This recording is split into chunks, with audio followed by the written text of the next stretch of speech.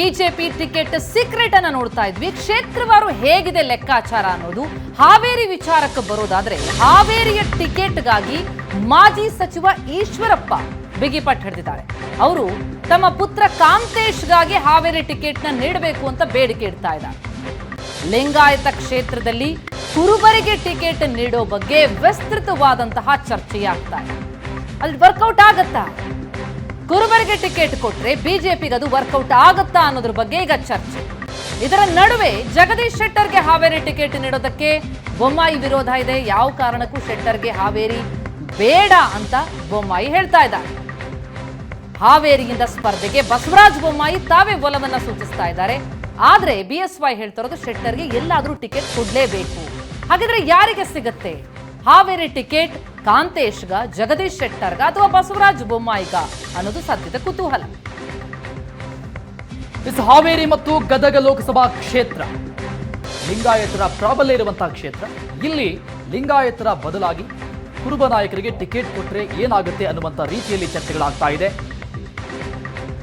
ಮಾಜಿ ಸಚಿವ ಈಶ್ವರಪ್ಪನವರು ಅವರ ಪುತ್ರನಿಗೆ ಟಿಕೆಟ್ ನೀಡಬೇಕು ಅಂತ ಪಟ್ಟು ಹಿಡಿದಿದ್ರೆ, ಇನ್ನು ರಮೇಶ ಜಿಗಜಿಣಗಿಗೂ ಕೂಡ ಅಂತಿಮವಾಗಿಲ್ಲ ಬಿಜೆಪಿ ಟಿಕೆಟ್.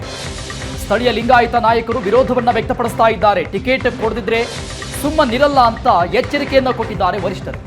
ರಮೇಶ ಜಿಗಜಿಣಗಿಗೂ ಕೂಡ ಬಿಜೆಪಿಯ ಟಿಕೆಟ್ ಅಂತಿಮವಾಗಿಲ್ಲ. ಸ್ಥಳೀಯ ಲಿಂಗಾಯತ ನಾಯಕರ ವಿರೋಧ ಇದೆ.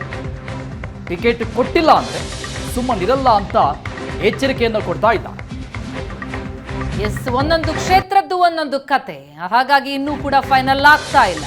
ವಿಜಯಪುರದಲ್ಲಿ ರಮೇಶ್ ಜಿಗಜಿಣಗಿ ಅಥವಾ ಗೋವಿಂದ ಕಾರಜೋಳ, ಯಾರಿಗೆ ಹಾಗಿದ್ರೆ ಟಿಕೆಟ್?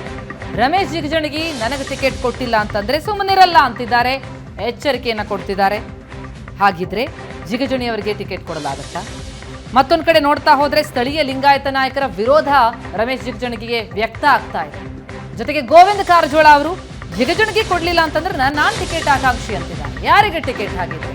ಇದರ ಜೊತೆಗೆ ಬೆಳಗಾವಿ ಕೂಡ ಭಾರಿ ಕುತೂಹಲವನ್ನು ಮೂಡಿಸ್ತಾ ಇದೆ. ಬೆಳಗಾವಿಗೆ ಟಿಕೆಟ್ ರೇಸ್ನಲ್ಲಿ ಮಾಜಿ ಸಚಿವ ಮುರುಗೇಶ್ ನಿರಾಣಿ ಇದ್ದಾರೆ.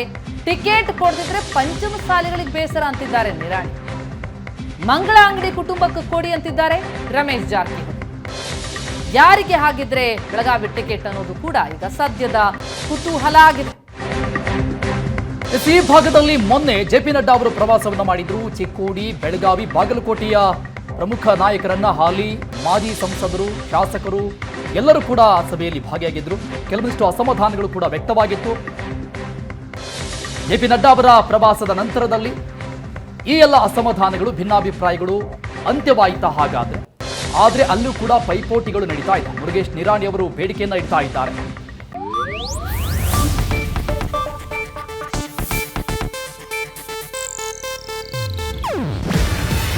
ಇದು ಏಷ್ಯಾನೆಟ್ ನ್ಯೂಸ್ ನೆಟ್ವರ್ಕ್ ಪ್ರಸ್ತುತಿ.